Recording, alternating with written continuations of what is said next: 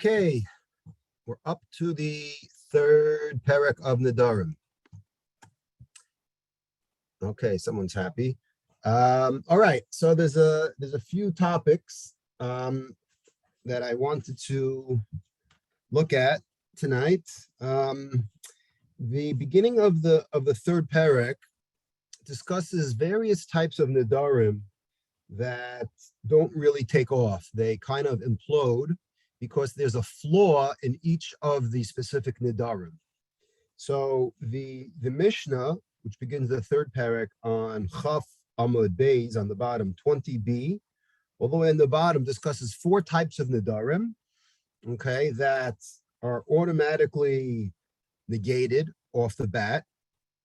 And the first one they discuss is this, what we call Nidre Ziruzin, okay, which is a kind of a neder that one takes to stress something or to encourage somebody to do something, but as the Mishnah explains, they don't really mean what they say. And as we've figured out in the last couple of weeks of Nedarim, one of the keys to a neder is to have piv and livbo shavin. Both your mouth and your heart have to be on the same page, so to speak. I mean, you have to say what you mean and you have to mean what you say. Okay? And if you don't really mean what you say and you're just making a neder because you're all excited and you're in the heat of the moment, that's what we call a neder zeruzin. And the Mishnah gives actually an example. It gives an example of a negotiation between a buyer and a seller, right? You're in a marketplace, and what's so funny?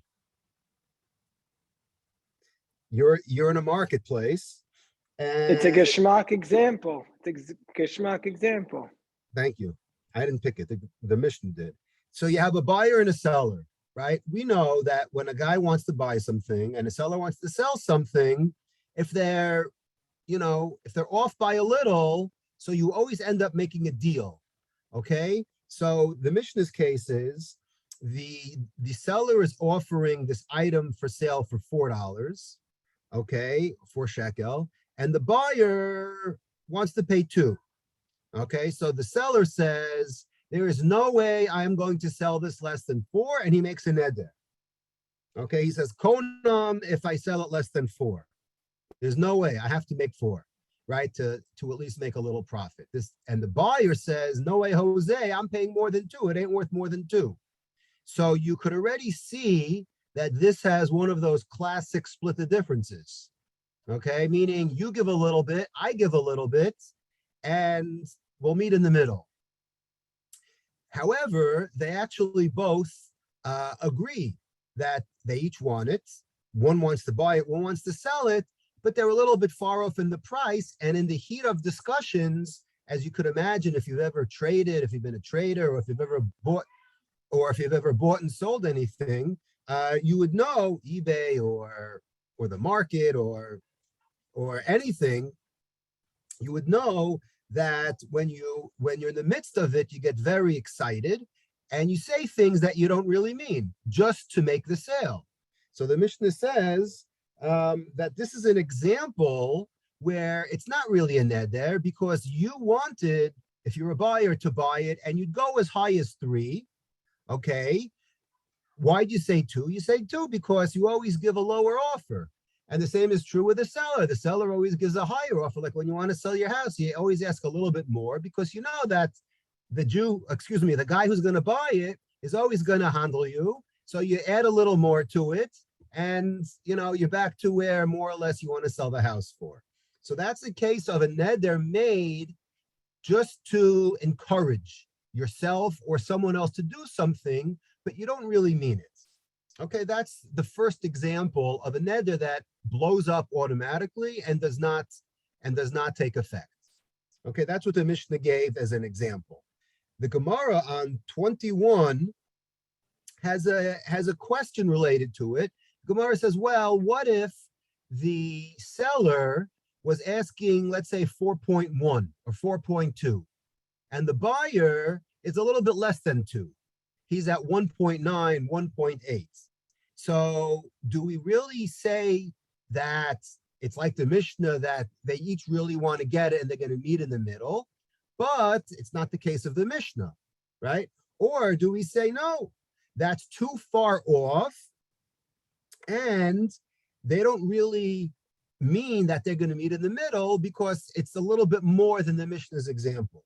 So that's what the Gemara wanted to know, if it's 2 and 4 and you have a nice 3 in the middle that they're going to come to an agreement on this deal, or the fact that it's a little bit more than 4 and a little bit less than 2 on the other side, that's too much of a variance. And that's not going to make the deal. And therefore, the neder should take effect because it's not an example. So let's read the Gemara together on 21a, about 6 lines from the bottom. Okay. Amar le Tanina, Haya Misara v'chaveru sheyochal etzlo. So this is an interesting case. The case is that you have 2 people, okay, Reuven and Shimon. Okay, Reuven and Shimon are friendly, they know each other. One day, Reuven goes over to Shimon and says, I would really like you to come over to have lunch with me, to eat with me. Okay, that's what Reuven says. That's what he proposes. He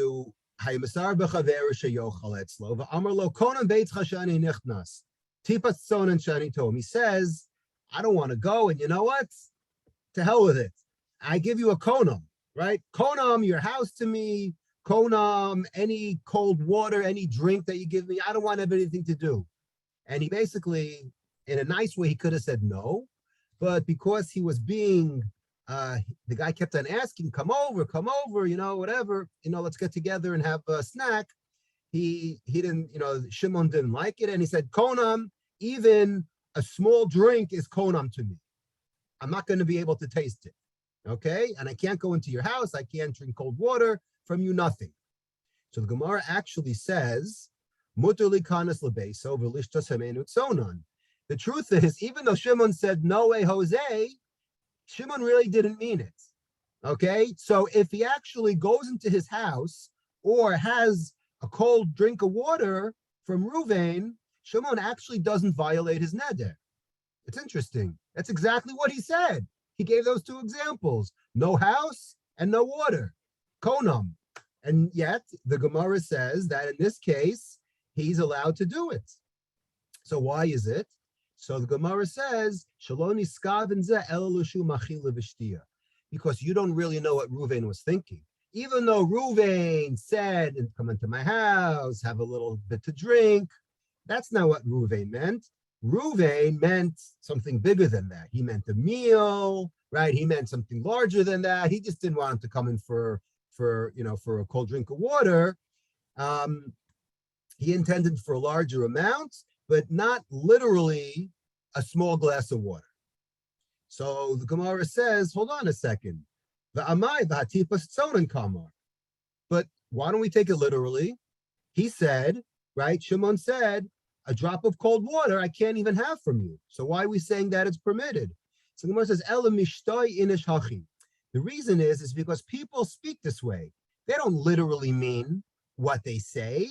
They mean, they say water, but who knows what he's going to offer me, right? His wife is known to cook a lot, and I'm not in the mood. I'm in a rush, and he's gonna hold me over for an hour and a half with a 10-course meal. I'm not interested. So therefore, I said, I don't even want a drink of water from you. But his mind was really what? Shimon's mind was really on the bigger picture, on that 10-course meal that he did not have any intention of sitting through with him. So why are we bringing this Gemara? The Gemara wants to bring this as a proof to what? To our question about the 4.1 that the seller is offering versus the 1.9 that the buyer is offering. The Gemara says, Hachinami, Mishtay Yinish Hachi. So too over here, in the case of the buyer, in the case of the seller, where they're trying to make a case and they're trying to make a deal, a person speaks this way. He exaggerates. He doesn't mean the literal meaning of I'm going to pay, there's no way I'm going to sell this for less than 4.1, or the buyer says, no way I'm going to buy this for more than 1.9. They don't really mean literally it. So therefore, even though he was exact on his words, we say that what? We say that it's lav dafka. And therefore it's very similar to 4 and 2. And it's a neder that ends up being negated because it's like a case of the Mishnah. So the Gemara gives an answer and says, no, you can't bring me a proof from the case of Reuven and Shimon, where Reuven invites him over for a meal, because the truth is, the Gemara says, "Midami gabeit sonan tzadikim omer ma'at va'osin harbe." Right? When it comes to tzadikim, right, people who are generous and offer meals and achnasas orchim and food and right nice things, right? They're very gracious hosts, right? Joseph, close my door. Right? People like, as we're going to learn the sources from Avraham, right? That tzaddikim, it's called omrim ma'at. They don't really go into details. They're not going to say, yeah, come in, I have a 8-course meal that my wife prepared for you. They're going to say, come in for a little bit of water. And who knows what's going to happen, right? He's going to end up 2 hours later, right? Eating a gigantic meal. V'osin harbe, they speak a little bit, right? What they call is they under promise, v'osin harbe, but they over deliver. They give much more they give much more in the end than they actually promise. So that sounds like a good virtue. So you could only say that in this case. So therefore, when Reuven invited Shimon to come into his house for only some water, we know that his intent was to give him a whole entire meal, right? So Shimon, who's making this neder and saying, no, I am not coming in, right? He's not literally thinking about a drop of water. So therefore, the drop of water was never included. He didn't want to eat the whole meal, but a glass of water, that's reasonable, right? I only have a couple of minutes. I don't have an hour and a half to spend with you and eat a gigantic meal. But over here by the buyer and seller, sveikuhu dilma pachas misela v'yoter al shekel kama. Really, we don't really know what their intent is when it's the 4.1 versus the 1.9. We don't know what they really mean. Is it a case of, like the Mishnah, where it's a neder zeruzin, where it's a neder just to encourage myself to stick by my firm offer, or dilma dafka ka'amar v'nidra? Or no, I really mean it's 4.1 and I ain't budging, and it's not a case like the Mishnah says where the neder doesn't come into effect, and it's a real neder. So the Gemara says, "V'tiboy," we don't really know the answer. So it's interesting how the Gemara, in describing this relationship between Reuven and Shimon, Reuven inviting over Shimon for a meal, we say, well, when the host invites, he always, right, he doesn't say exactly what he wants to serve. He says, come in for a snack, and bam, voila, you come in and there's a fully cooked meal with all the works. So it's funny how we compare that to tzaddikim, meaning that's what the tzaddikim do. And what the Gemara is doing is actually referring to, this Gemara appears in one other place in Shas. It appears, if you remember, in the 7th parak of Bava Metzia, which discusses the whole story of Avraham and Sarah, right? It goes into much detail in the 7th parak. What the connection is, it's not important for now why it's in Bava Metzia. It refers back to the first Mishnah in the 7th parak of Bava Metzia. But the Gemara is on Daf Pei Zayin, 87a in Bava Metzia. If you have a Bava Metzia in front of you, it is the 4th line. The 2nd line. And the other reason why I'm doing this now is a little bit coincidental, although nothing is really coincidence, but it's rare to have a daf of the week, and you have the daf of and the Parsha Shavua from last week, and we're going to see the Parsha Shavua from this week also. So you have everything coinciding, so I figured it would be interesting to get it all together. So the pasuk says, "Ve'el habakar." I'm in the 3rd line in 87a in Bava Metzia. It says, "Ve'el habakar ratz Avraham." Right? If you look in the pasuk says right in the beginning of Vayera, right, when you have the malachim are coming to visit, and the pasuk says, "Ve'ekcha pat lechem." Okay, we're in Bereshis, the fifth pasuk of Parshas Vayera. Let me get you some bread, Avraham says to the guests, right? What does he say he's going to give? He says, I'll get you pat lechem. And if you skip two psukim later, what does he bring? Does he bring a pat lechem? Does he bring a piece of bread? He brings, it says, what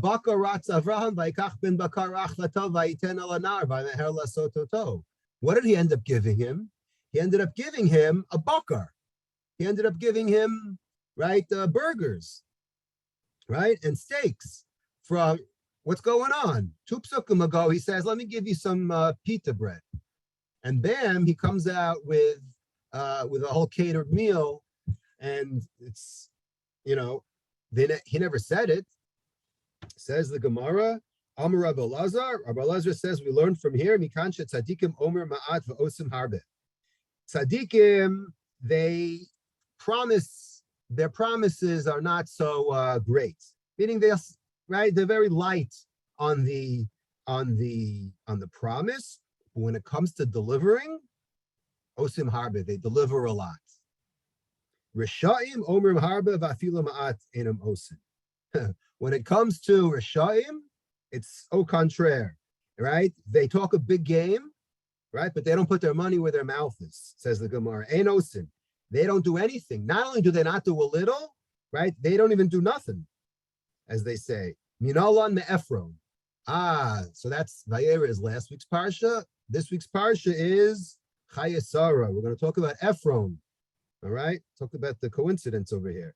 Meikar. Now, so how do you know that Ephron never put his money where his mouth is?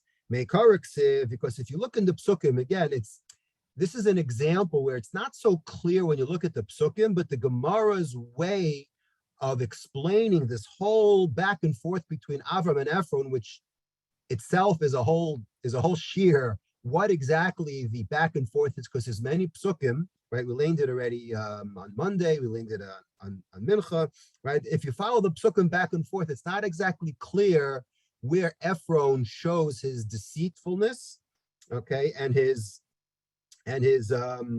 right, and the fact that he's not honest. We don't really see it, but the Gemara gleans from a very specific pasuk. It says over here, Eretz 400 shekel kesef. It says in the beginning, when they're talking about the price, everyone says, yeah, I'll give it to you. It happens to cost about 400 shekel. No big deal, right? First he says, Beni ubein chamahi, right? Just, it's not a big deal. You could have it, maybe we'll discuss price, right? That's the way the Gemara fills in the missing words in the psukim. Again, if you just read the psukim, you don't really get a clear, a clear statement. But when you look in the Gemara, then it says, Eretz 400 shekel kesef v'sof ksiv vayishma Avram el Ephron vayishkol Avraham le'Ephron es ha'kesef asher diber baz ne'chet 400 shekel kesef over l'socher. Not only did he not get a deal, it says he ended up paying him 400, and the Gemara over here says not only did he give him 400 shekel kesef over l'socher, currency that was accepted everywhere. He accepted a very specific kind of currency called kantiri, which in English, the kuf nun is centurion. If you ever heard of the term centurion, that means 100 from the Latin century, right? CENT, a dime is a cent, century is 100 years. So meaning it was actually 100 times the value. Dika duchke, the karilela tikla kantiri. This was a special kind of a coin that was so valuable because it was taken everywhere, right? It's like, what's that card that Visa is taken everywhere? I don't know, whatever that commercial says, right? But today it's like currency, right? That that no matter where you are, the US dollar, no matter where you are in the world, right? That you're always going to have a market for dollars because they're always in demand, right? There are some currencies, the euro, the dollar, that people love, right? You go to some place, right, off the grid, and you give them currency from Myanmar. I could promise you that no one's going to take it, right? So this currency that Abraham used was accepted everywhere, and that gave it its value, that it was 100 times worth more than a regular shekel at that time. So that's what the Gemara says. Okay, so let's look at now that we read the psukim, let's look at this this source by Avraham, right? Avraham was the one who emor ma'at v'asa harbeh, and of course he's contrasted to Ephron, who did just the opposite, right? Who spoke a big game, sure, take the field, no big deal. In the end, he made sure he paid and then some. Okay, so the Radak says, okay, let's look at this principle. The Radak says on the pasuk in Vayera, Mikan shetzadikim omer ma'at v'osim harbe v'chen ra'ui lasot. Right, he says that it's appropriate. Radak is giving like general counsel, right? General advice how to be, right? V'chen ra'ui lasot. This is a very virtuous thing that you should do. What? You should, be very conservative on your estimates of what you're going to do. But when it comes to delivering, always over deliver. He says, why is this written? I mean, a very interesting thing, right? Sometimes the Gemara, the Chumash goes into very much deep, right? Sometimes there's nothing in the Chumash. There's things that are completely absent that we don't know. Then on the other side, we have sometimes stories written in the Torah. For example, the biggest example is, again, this week's parsha in Chayei Sarah. The Torah goes into 40 or 50 psukim about the story of Eliezer, finding the wife for Yitzchak, and there's his version, and then there's when he recounts the story, goes into very, very specific detail, and we always have to ask yourself, why? What is so special about these details, and what do we learn from it, right? Sometimes you'll learn from what's not written, right? And sometimes you'll learn from what is written. So here, the Radak says all of this story about the malachim and the details of the food. Who cares what was on the menu that day? Does that make Avram a bigger tzaddik? Says the Radak, yes. We know from all these details, it's a lesson in how to live. It's a lesson in, as he says, derech eretz. Kihine Avram Amar pat lechem. He didn't say lechem, he said pat lechem. And the Radak is saying, if you know Hebrew, as the Radak did, shepirushu chatichat lechem. Pat lechem isn't a loaf of bread, it's a slice of bread, right? There are many, many slices in a loaf. So he didn't say, I'm going to get you a loaf of bread, I'm going to get you a piece of bread, okay? Shepirushu chatichas lechem v'lo amar lechem, k'mo she'amar ma'at mayim, right? Just like he said ma'at mayim. He basically underpromised everything. He said, I'm going to give you a little bit of this, a little bit of that. And bam, he comes back, right, with a whole catered meal. So that's what the Radak hone in on, the fact that why the Torah went into great detail about this. I saw a very beautiful Perush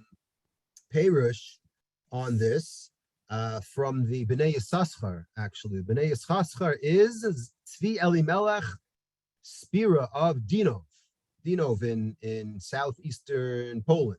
Right, that was on the news today. The Dinova, okay, the Dinova. I can't read lips. Descendant of Rebbe Elimelech? Yes. His wife was a niece of the Noam Elimelech, I think. Anyways, all the Spiras or Spiras or Spira or Spira or whatever your last name is may be related to the Bnei Yissaschar. Okay, anyways, from Dino. Anyway, he says something beautiful. He says, I'm going to read it. He says, he brings down the pasuk, he says, Kach darkum shel tzadikim omer mat v'osim harbe. Now he says, I got a problem with this. He says, or he could have a problem. He says, V'hinei afal piken shinu dibrahu. He says, if you look at it, yeah, when you underpromise and overdeliver, how is that looked at? Meaning you're actually not telling the truth. If you break it down, you're technically lying. You say, I'm going to give you X, and you come back with Y. So usually we think that what you're in trouble if you end up coming back with less than what you promised. But what about if you come back with more? Is that considered shinoi dibur? Is that considered lying? Technically, you're lying. So he brings up an interesting point that I bet we never thought of, right? We assume, yeah, it's great. Or as they say, it's gravy, right? House money, whatever you want to call it. When you get something that's unexpected, whether it's an investment, whether it's whatever it is in life, right? You go to the right, you order something and they bring you 2 steaks instead of 1 steak and they don't charge you for it, right? They over-delivered, right? So that's a good thing.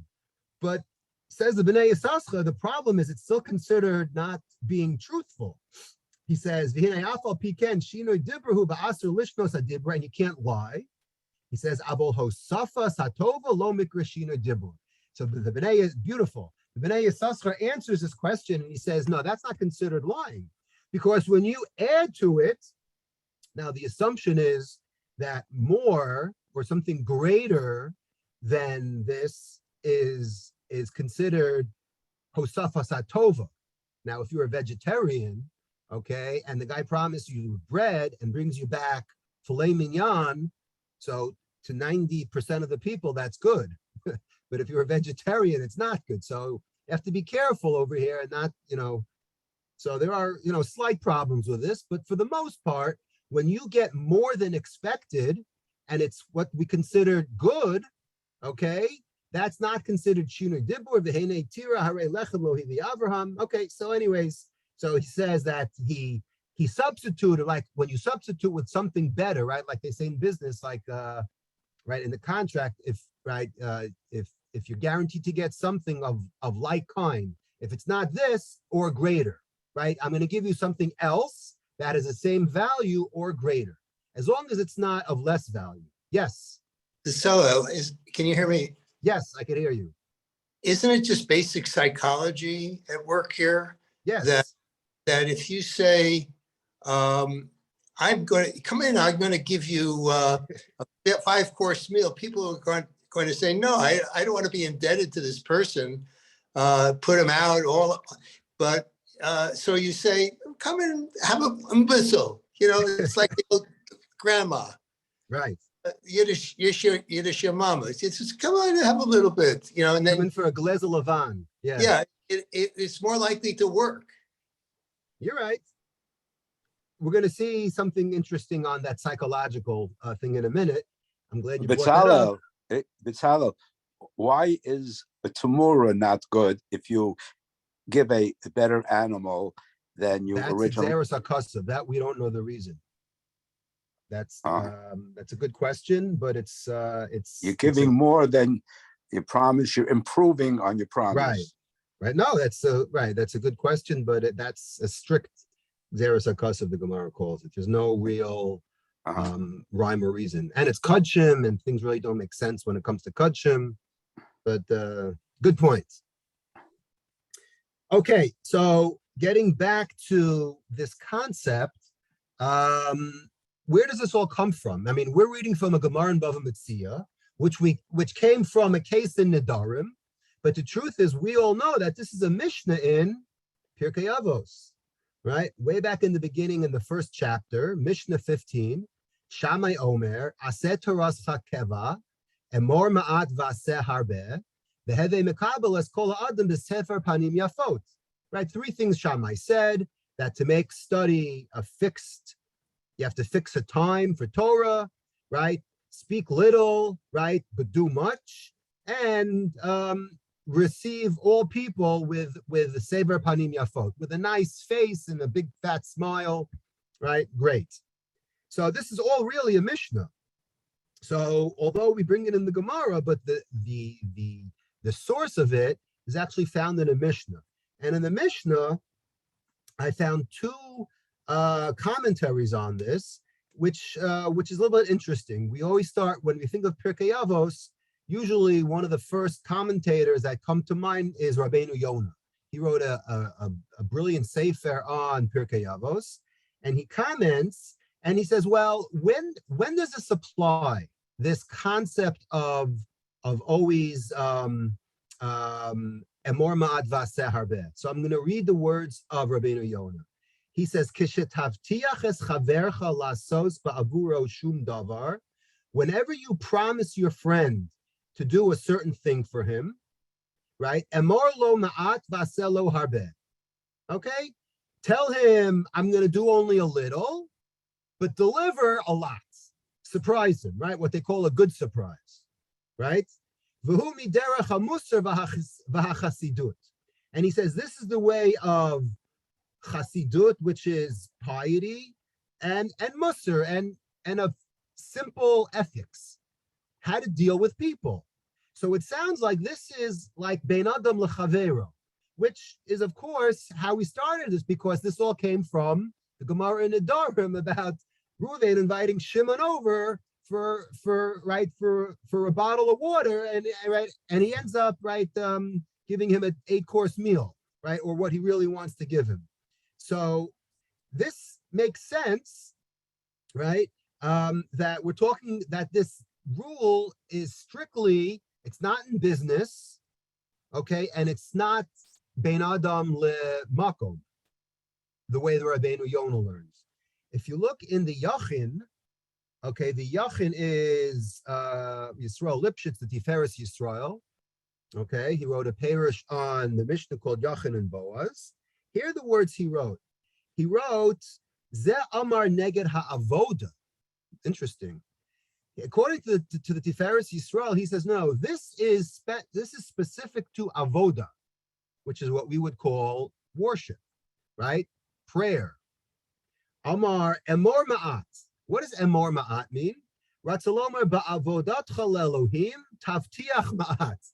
When you're praying, don't tell God you're going to spend the whole day learning and give charity and do chesed all day long and become like become like a monk. Okay, don't go nuts. Don't start promising the world. Right? He says, take it easy. V'rak le'itim rachokim. He says, but on rare occasions, tavtiach l'kayim lahaba mitzvahs plona. On rare occasions, and we already spoke about 2 weeks ago about this concept of like Yaakov, who made a neder based Sarah, right? Remember that when he was running away from Esav, right? So we say that Sarah is different. You're allowed to say things and make kind of nedarim that you're not ordinarily allowed to make, right? And he says, "V'hadavar mesugal shakol haomer ken yavo olav ikuvim milakaiman." He says, and it makes sense because if you start promising the world, there are always going to be times when you can't deliver what you say you're going to deliver to God. I'm going to do this. I'm going to learn this Masechta. I'm going to start the Yerushalmi. I'm going to, right? You get all excited, right? You come home from Israel, right? You just finished your year in Israel and you want to learn all the time. And then bam, 2 weeks later, right? You realize that it's not so easy to do all these things that you promised, right? Which is, of course, true. It's much easier to promise than to actually fulfill the promise. I think we spoke about that a few weeks ago also, right? So therefore, the Tiferes Yisrael says, "V'lachen tov shelo tidor," right? Better, don't make any deal with God. When you're davening, don't say you're going to do this. Don't make any deals. Don't make any nedarim. V'rak ma'at, very little. U'b'makom hechrech mutar l'shava k'dei lichpos Yitzro, and he brings a Gemara in Nazir that we'll see that if you see a temptation, right? Remember the Nazir who saw himself in the reflection in water? We had this a couple of weeks ago in Daf Yomi on Daf Zion or Vav or so, right? With a Nazir from the south, and he looked at himself, and that was like the only real Nazir that did it L'Shem Shemayim, is if you realize that you're going to stumble, you're allowed to, right, at the moment, in the heat of the moment, make a neder. So it's interesting that not like the Rabbeinu Yonah said that it's talking about specifically how we act, bein adam l'chavero, that whenever I tell my friend I'm going to do something over, always outperform, right? Or, right, here he says, no, this is not talking about bein adam l'chavero, it's talking about bein adam l'makom. So it's interesting how we see both sides of this, but one thing for sure is that it certainly looks like a very virtuous to under-promise and over-deliver. The question is, what about in the business world today? Meaning, we love hearing better news than expected, right? Wall Street loves it. People love it, right? Their bonuses, right? Whenever something surprising that's good, right, comes along, right, it rocks the markets. So you would think that this concept would apply also to doing business today and how it affects finances. What's interesting is when I was looking up this topic, I found an article from a few years ago from Inc. magazine, and I'm just going to read. The title of the article is "Why Under-Promise and Over-Deliver is Terrible Advice. According to new research, there's no payoff in going above and beyond." All right, you ready for this? That's the implication of a new study from UC San Diego behavioral scientist Ayelet Genizi and University of Chicago business professor Nicholas Epley that was recently published in the Journal of Social Psychology and Personality Science. Okay? To test the impact of over-delivering on your promises, the researchers designed a series of experiments to examine how study subjects reacted when they got more, less, or exactly what they were expecting. It's a very interesting article. In one test, participants recalled their reactions to past promises kept, broken, or exceeded, while in another follow-on study, subjects committed to helping a partner complete a certain number of puzzles. Some helpers fell short, others met their stated target, while a third group over-delivered. The researchers then measured the impact of their actions. What did the testing reveal? In short, that if you're over-delivering with your customers, you're probably wasting effort. Okay? Number one, you're wasting effort if you're over-delivering. Why is that? So he says, going above and beyond a promise didn't seem to be valued at all. If the results surprise you, then at least take comfort in the fact that you're not alone. Epley was also startled by what he found. I was surprised that exceeding a promise produced so little meaningful increase in gratitude or appreciation. I had anticipated a modest positive effect, he said. So why are we generally immune to the charms of exceeding expectations? Epley speculates that promises function something like a contract in our minds, nailing down expectations. Once we receive the promise, we strongly expect it to be met, but do not in any way anticipate more than that has been promised. In other words, our bar today is so low to say, okay, at least come through with what you promised, right? Everything else is gravy. At least give me what I'm expecting, okay? For this reason, doing what you say is clearly essential for maintaining your reputation, but doing more is unlikely to win you additional points. Wow. If you believe the results, this research could be a real time and money saver for small business owners. Okay. Very interesting. So I don't know where we I kind of feel like I'm just obviously just hawking, but I kind of feel like a person who gets something, they think like, yeah, that's what I paid for. Meaning to say, if you order from a restaurant the hamburger and they give you extra meat, you're like, yeah, that's what they do. That comes with the price. What if your investment has a return of 18% when they promised you 12? Yeah, Is you that say the same like, thing yeah, as a second hamburger? No, it means I'll invest with them again, but it's just like it goes with the territory. I was smart, like you don't give them anything. If you gave you a penny less, you'd be very upset. But anything more, you say Magilo, like it's what I was supposed to get. I mean, it's wrong. You're absolutely right. But I'm thinking about it. Yeah, that's the way we all do it. Yep. Anyways, this is just food for thought, no pun intended. And something to think about when we look at the Chazal and the the Mishnah in Pirkei Avos and how we relate it to today, and if the same principles apply. So I want to move on. Daf Chaf Beis. The Gemara on 21b introduced this concept of charata. Okay, one of the outs of a neder is what we call a petach, something happening at a later date which alters your decision of whether or not this was a good neder, right? You make a decision that you're going to make a neder, right?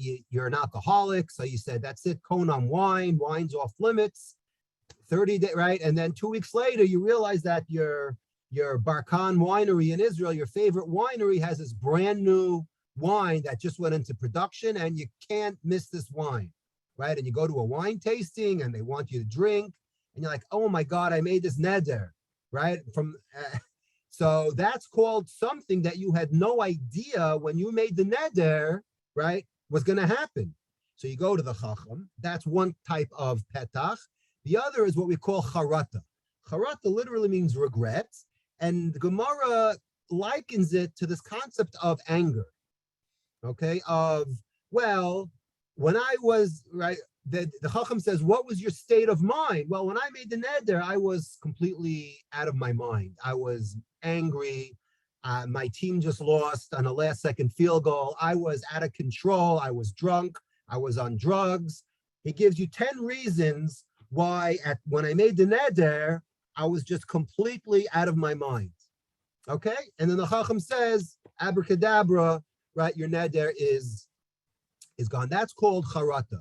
So in this discussion, the Gemara takes advantage of this concept to teach us the pros and cons, or mostly cons, of anger management. Okay, very interesting Gemara. We're going to pick up on 22a on the bottom. Okay, we're about 3 lines before the wide lines. On the bottom, Amar of Shmuel bar Nachmani, Amar of Yonasan, Kol HaKois, Kol Minei Gehenim Sholtenbo. Anybody who gets angry, again, we're talking about anger because anger is the cause of why he made this neder. So didn't we say last week there's no Gehenim La'asid Lava? Didn't we say that in the daf last week? Weren't you on mute a minute ago? No, I unmuted. Okay, we'll talk at 9. So the Gemara says, anyone who gets angry, right? Again, because we're making a neder, so we're talking about angry. Anyone who makes a neder, the words are, Kol Minei Gehenim Sholtenbo. Gehenim is ruling over him. Shenemar v'haser kas milibcha v'haver rab mibsarecha. Right, take away kas from your heart and take away ra'ah from your flesh. Ve'ein ra'ah el gehenim, and meaning that you have to remove this kas, which is really gehenim. Shenemar kol pal Hashem l'manehu v'gam rasha li'omra. Period. Not only that, not only does gehenim rule over you when you're mad, v'lo elisha tachtonios sholat asbo. You have something mental. Your mental state of mind is altered, and you have Gehenim ruling over you, and you have physical pains also. You have tachtoniot. Most of the Farshim explain tachtoniot as hemorrhoids. Okay, something very, very painful that I do not know from experience, but so I was told. Shenemar v'nasan Hashem l'chal shem lev ragaz v'kilyon einayim. Right, this is in the Tochacha in Kisavo, where it says that you're going to have, your eyes are going to droop and you're going to have suffering. What drops your eyes? And gives your soul and makes your soul ache. The Gemara says one of the worst physical pain you could have is hemorrhoids. Okay, so that's what you get as a punishment for getting angry. I want to read the words of the Rush, because the Gemara goes on and on to say all the horrible and disastrous side effects, or not side effects, but like main effects that anger has on you. But before we get to that, here are the words of the Rush. The Rush is on the bottom. He says, Kol minei gehenim sholtenbo. So the Rush says 2 interpretations. First of all, kasha legufo. It's difficult for your body. Ki ilu haya nidon b'chol minei paranios begehenim. It's difficult for you to handle. It's as though your judgment, right? You're being judged with all the evil that Gehenim has to offer. Now, none of us online today know the evils of Gehenim. We only hear about it and read about it, but we don't really know. But the Rush says, trust me, okay? He says there's all types of paranios, all types of punishments and going on in Gehenim. And that's what happens when you're angry. Okay? Inami mitoch kaso ba lidei avera umashlit alav gehenim. He says, when you're angry, says the Rush, and this is the parish I want to hone on. He says, from your anger, you lead to sin. Because your mind is not ruling over you. When you get angry on a scientific level, what happens is the part of your brain, the Rush isn't saying this, but I'm saying for the Rush, he didn't know the specifics about which neurotransmitter is activated in the brain, right? The Rush didn't know about the amygdala, but we know today that the amygdala sends all of these neurotransmitters, and what happens when you get angry is it floods your whole body with these hormones, testosterone if you're a male, right? And this energy you lose, right? You lose your cool, and your whole body turns into like a chemical 5-alarm fire. That's basically, in a nutshell, what happens in a period of anger, and you have no control over yourself. And the biggest proof, unfortunately, is when you see these horrific stories of, like, for example, road rage, where in a span of a minute, you could go from driving in your car and someone does something to you and you lose your cool so much that your mind just takes a break and your hormones, right, get over, right, and they control you, right, and you start shooting at people, right? You kill people because someone cut you off, right? Looking back at it, it makes no sense, but when you're involved in that action, right, you're impaired. You're not in the right framework. That's exactly what the Rush is saying. This Gehenna, right, what we call Gehenna, this like Dybbuk gets inside of you and completely overruns how you act and what you say. That's exactly what the Gemara says. And as we know today, unfortunately, that's what happens. Gehenna becomes, right? Gehenna becomes you. The Gemara goes through a story, a very weird story. And then it goes on the next page. We're on 22b on top. And it continues on how disastrous anger is. First line on 22b on top. Amarav bar Huna, kol hakois afilu shchina eno chashuva kenegdo. Right? Even God, right? The Shechina is not even considered in front of you. Shenema Rasha kegova apo bal yidrosh ein elokim kol mizimosav. And Rav Yirmiyah midifti amar mishkachach talmuda umosif tipshus. You forget what you learn and you become stupid. Literally, you become a tipesh. Shenemar kikas, right, a famous pasuk from Koheles, kikas b'chei ksilim yanuach, because anger is in the lap of fools. All right. Uksiv uksil yifrosh yiveled. Another pasuk in Mishlei Yonacham Yitzchak amar biyadosh avanos of merubas mitzachuyos. Obviously, this person whose anger has many more sins than mitzvot. Okay, and then the punchline of this whole Gemara is Amar of Ad, a very famous line that we don't have enough time to talk about at length, but it says, all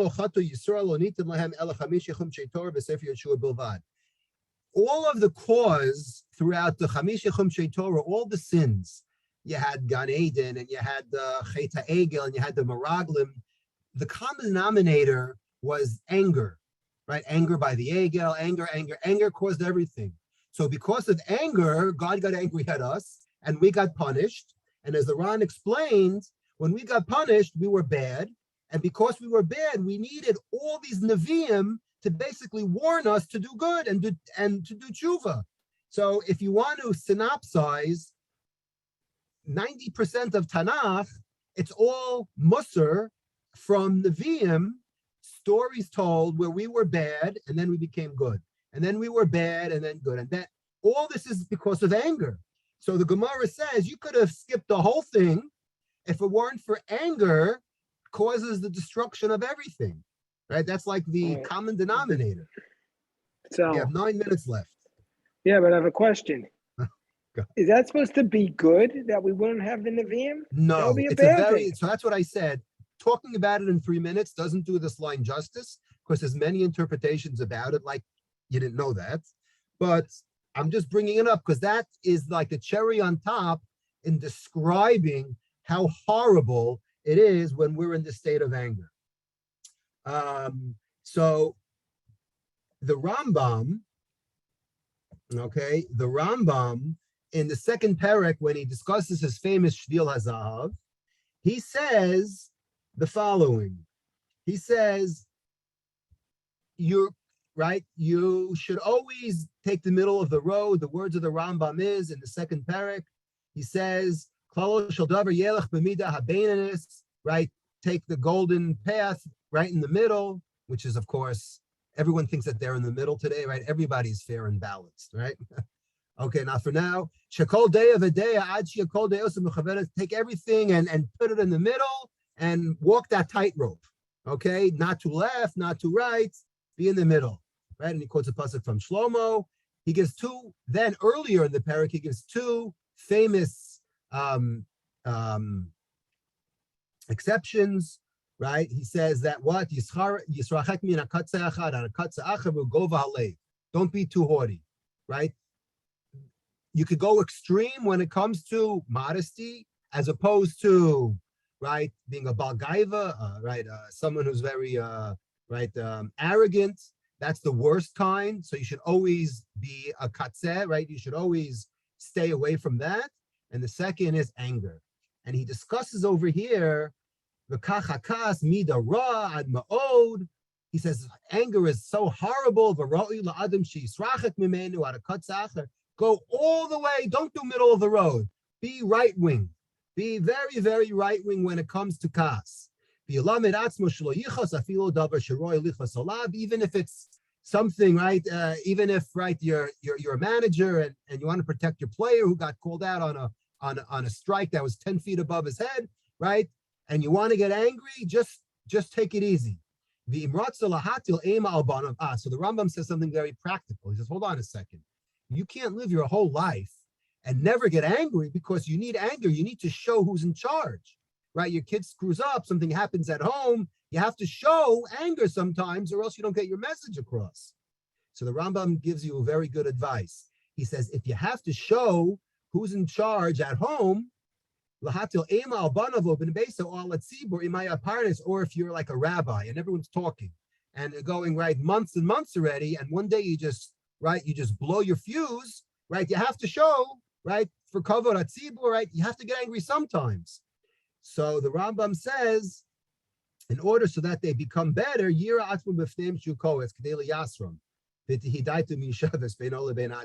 says, you know what you do? Fake it. Pretend that you're angry, but inside, really take it easy. Easier said than done. All right, you have to be like a good actor. Okay, not for now. And the Rambam goes into it. Question is, where did the Rambam get this from? Right? It's a very interesting idea, right? The question is it at all, right? Is it at all possible? So believe it or not, he got it from a Gemara in Shabbos. I wish we had more time.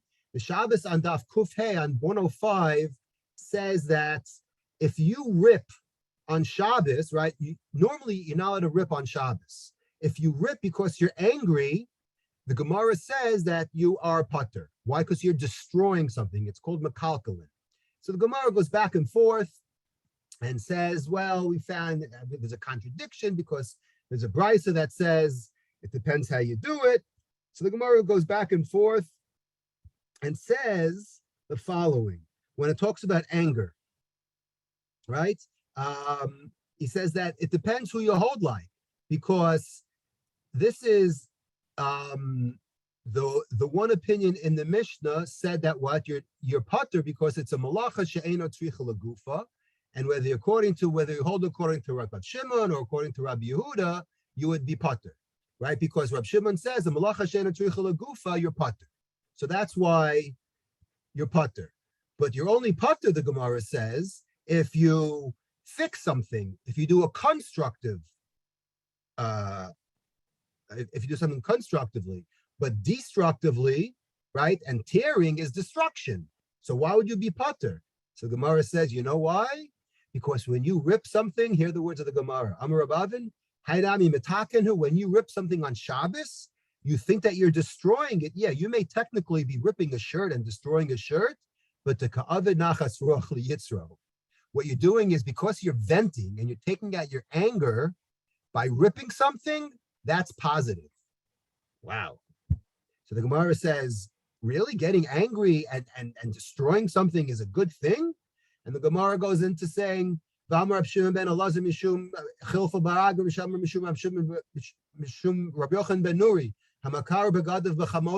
you rip your clothing during anger, or if you smash vessels, or if you throw money out the window, it's tantamount to avodah zarah. When you lose your cool, like the Rush said, you remember Nedarim, right? When you lose your cool and you're not in control anymore, then that's like it's avodah zarah. Shekach umnaso shel yetzer hara. That's how your yetzer hara works with you. Hayom omer lo asekach. On Sunday, the yetzer hara says, "Don't worry about it. Just get angry and don't worry about it." Ulamachar omer lo asekach. Monday and Tuesday, he gets angry again, and the yetzer hara says, "Don't worry about it. Not a big deal." You're going to get angry and angry and angry until you have no control. And when you have no control, when you're at the bottom of the barrel, bam, that's when you start with avodah zarah. Okay? So what do we see from there? We see that what? We see that getting angry is not virtuous, obviously. So why did the Gemara say that it's good to rip something on Shabbos just to satisfy that anger, kind of like to vent? You know, like after you finish venting, you feel much better, right? When you vent to your friend and you curse and you get it off your chest, you get that feeling of satisfaction. But the Gemara says no. So the Gemara says no. No. You know when it's okay? Where you do it to instill fear in the members of your household, i.e., you're faking it. You're not really angry. You're showing them. So if you need to show them who's boss, so what do? You do things that wouldn't normally be permitted. And the Gemara gives interesting examples. Kihad Rav Yehuda shalif mitzayvas. Rav Yehuda, he would actually pull threads off his garment. Rav Acha bar Yaakov tavar mani taviri. He would throw vessels. Rav Sheshes ramila amte mune aresha. Rav Sheshes threw fish at his servant's head. Okay, horrible things, right? Rav Abba taver nichmata, and Rav Abba broke the lid of a jug. So all of these Amoraim, right, they did minimal damage in order to just create this false impression that they were angry, right? So the Gemara gives interesting examples about throwing, right? I don't know if any of you are Orioles fans. If you remember Earl Weaver, when he used to get angry at the umps, right? He was known, right? He used to throw things. He'd throw his hat. He'd go into the dugout. He'd throw out all the bats and the balls, right? He'd pick up the bases and throw it at the umpire. There's something about throwing things when you're angry. All right. So I found a very interesting, I saw a shla, believe it or not. The shla says that what's the remedy for anger? Okay, if you're angry and you can't control yourself, says the shla, he says, Va'ani omer gam ken tov sheyasa pe'ula hamavatol ma'akas. You know what you do when you're angry? You know what calms you down? Dahainu sheyachos b'knaf bigdoi matzitzis shetluyin b'knaf. I think this applies more to males than females, right? Take your tzitzis, hold on to it, and don't throw anything, because your tendency is to throw things. So take your hands and squeeze your tzitzis on your side by your hips, right? And just squeeze. Okay, ki kanaf can mean kaas, whatever. He goes into a whole deep interpretation, right? A whole Zohar, not for now, about how kaas is so bad and so on and so forth. I found it interesting. So what's the problem of throwing things? So there's a chidah. Ready for this? The chidah says, Yizaher shelo yizrok shum davar b'chamosa. When you get angry, you could do things. What are some of the things that are verboten? He says throwing things. Shelo yizrok shum davar b'chamoso kihu takrovis lavodah zarah. He says it's like, you know, the avodah zarah, the Merculus, where you used to throw stones. When we get to avodah zarah, Mesachas avodah zarah, we'll learn that there was a certain avodah zarah where you'd throw stones, right? You throw things at it. That's like avodah zarah. The sitra achra. Okay, we won't talk about sitra achras now. Whatever, sitra achra omer is da karban la akriv l'hu l'planya. This is a karban that when you throw something in your anger, it's akin says the Chida, to serving avodah zarah. Wow. And just as a punchline, there's a Gemara in Psachim, Daf Kuf Yud Gimel. Okay, let me actually, before we get to that, just one other very interesting thing I found. There's a Sefer Yereim, Rabbi Eliezer Mimitz, that he talks about the mitzvos, like the Sefer HaChinuch, and there's actually a lav of Bal Tashchis. The Torah says that you can't chop down a tree, as you know, and from there, it's not just a tree, it's anytime we have something of value that we waste. If I have a shirt and I could donate it, I could wear it, I could give it to someone, and I decide to throw it in the garbage, and assuming it's good and it still has, life, it still has value. If I throw something out in the garbage or food, that's called Bal Tashchis. The question that the Yereim asks is, what about throwing something when you're angry? Are you allowed to destroy something, right? He brings down the Gemara. They would throw pots. You can't throw pots. You can't break things, right? So he actually discusses whether or not that is a problem, right? I bet no one's ever heard that before. All right, so he discusses it. In the end, he says that's the one exception, by the way, to Bal Tashchis, is if you want to destroy something to prove a point because you're angry, like the Gemara in Shabbos says that you're allowed to do, right? To put on a show for your wife and or kids, right? To show them who's boss, then that's actually permitted. And just to close, I know it's late, I wanted to end off with a famous Gemara in Psachim that talks about just how bad anger is, okay? Tana Rabbanan, Shlosha Chayehem Eno Chayim. There are three people whose lives are not considered worth living, okay, because they're constantly suffering. Okay, they're better off dead, says the Gemara. Who are they? Harachmanim, people who are so compassionate that it starts eating at them. Okay, that's one type. The Haraschanim, people who are hot-tempered. Okay, here it is, your kas. And the third one is ani nedah, someone who's very, very fragile and delicate and is so sensitive that everything bothers him and you can't really function too well. Anyways, so that's the final thing on anger.